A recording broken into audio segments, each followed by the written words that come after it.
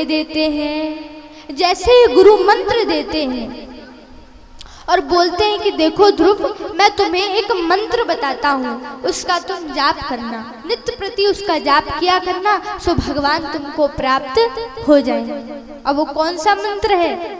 तो नारद जी बताते हैं, ओम नमो भगवते वासुदेवाय, ओम नमो भगवते वासुदेवाय, ओम नमो भगवते वासुदेवाय, ओम नमो भगवते वासुदेवाय, ओम नमो भगवते वासुदेवाय, ओम नमो भगवते वासुदेवाय, ओम नमो भगवते वासुदेवाय, ओम नमो भगवते वासुदेवाय, ओम नमो भगवते वासुदेवाय, ओम नमो भगवते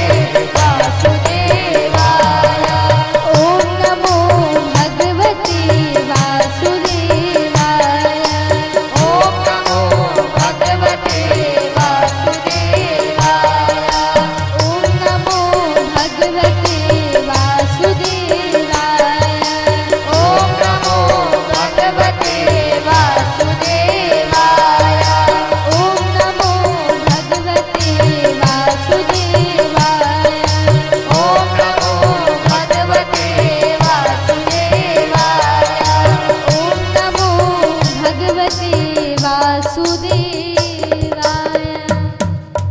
बोली नारायण भगवान की जय, राधा रानी सरकार की जय। इसी प्रकार से नारद जी महाराज ध्रुव जी को ये सुंदर महामंत्र बताते हैं और कहते हैं कि देखो बेटा ध्रुव, तुम इस मंत्र का जाप किया करना, नित्य प्रति इस मंत्र का जाप किया करना, तुम्हें अवश्य ही सफलता मिलेगी, तुम्हें अवश्य ही भगवान की प्राप्ति हो जाएगी। तो अब ध्रुव जी महाराज सरस्वती नदी में स्नान करते हैं और स्नान करने के पश्चात एक वृक्ष के नीचे बैठ करके भगवान की इन्हीं मंत्रों का जाप करने लगते हैं। और जब वे जाप करना शुरू करते हैं तो कभी सूखे पत्ते खा करके जाप करते हैं, कभी जल को ग्रहण करके जाप करते हैं, कभी फल फूल खा करके जाप करते हैं, तो कभी एक पैर में खड़े होकर के जाप करते हैं, तो कभी भगवान की तपस्या श्वास रोक करके करते हैं।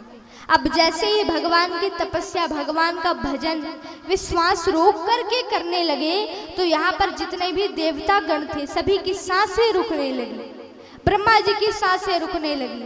तो सभी देवता गण ब्रह्मा जी के पास भागे भागे आते हैं और कहते हैं कि हे ब्रह्मा जी, हे ब्रह्म देवता, हमारी सांसें रुक रही हैं, हम सांस नहीं ले पा रहे हैं, हमें सांस लेने में तकलीफ हो रही है, उसका क्या कारण है?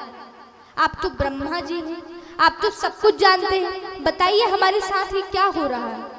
तो ब्रह्मा जी कहते हैं देवताओं, आपकी बस नहीं, यहाँ तो मेरी सांस भी रुक गई है। तो ब्रह्मा जी और देवता भी सभी लोग भगवान विष्णु के पास जाते हैं और कहते हैं कि हे भगवान विष्णु, हम आपकी स्तुति करते हैं। और क्या कहते हैं कि ध्येयं सदा परिभवान्मभीष्टदोहं तीर्थास्पदं सेविरञ्जुनितं शरेण्यं भृत्यात्यहं प्रणतपालभवाब्धिपूतं वन्दे महापुरुषते चरणारविन्दं वंशी विभूषितकराल नवनीरधावात् पीताम्बरादरुणबिम्बफलाधरोष्ठात् पूर्णेन्दुसुन्दरमुखा दरविन्दनेत्रात् कृष्णात् परं किमपि त्वां न जाने। सभी देवतागण और ब्रह्मा जी सहित प्रार्थना करते हैं, स्तुति करते हैं और कहते हैं, हे भगवान विष्णु, ये क्या हो रहा है? हमारी सांसें अटक रही, हम सांस नहीं ले पा रहे, हमें सांस लेने में तकलीफ हो रही, कष्ट हो रहा है, ऐसा क्यों हो रहा है? तब भगवान विष्णु कहते हैं कि मृत्यु लोक में धरती पर मेरा एक भक्त है जिसका नाम है ध्रुव। वो श्वास रोक करके मेरी तपस्या कर रहा है, इसलिए आपकी सांसें रुकी हुई, आपको तकलीफ हो रही है। सारे देवतागण महाराज ध्रुव के लिए प्रार्थना करते कि हे प्रभु, आप उनको दर्शन दे दो, क्योंकि जब तक आप उन्हें दर्शन नहीं देंगे तब तक हमारी सांसें इसी प्रकार अटकी रहेंगी।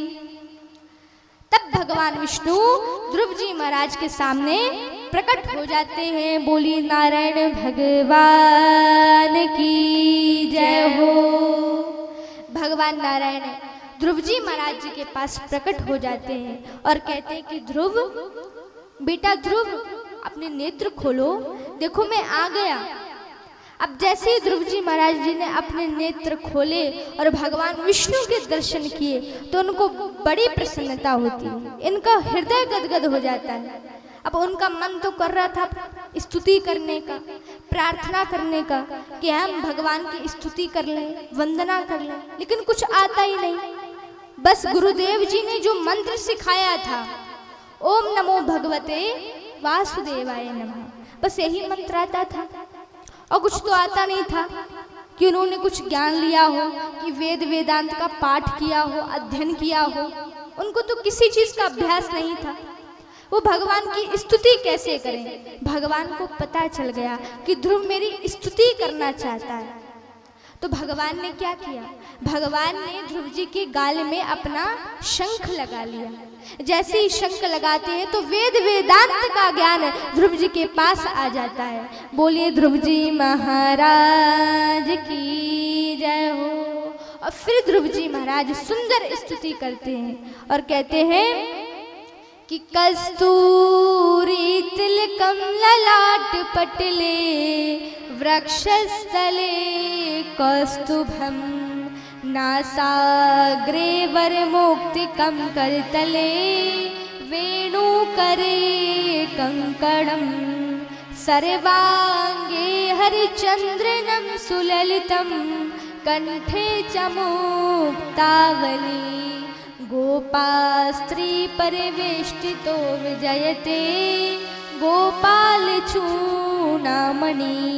इसी प्रकार से श्री ध्रुव जी महाराज भगवान की वंदना करते हैं, उनकी स्तुति करते हैं और बड़े प्रसन्न होते हैं। आइए हम सभी लोग कुछ क्षण भगवान का भजन करते हैं, इसके पश्चात कथा की ओर प्रस्थान करेंगे। बोली राधा रानी सरकार की जय हो।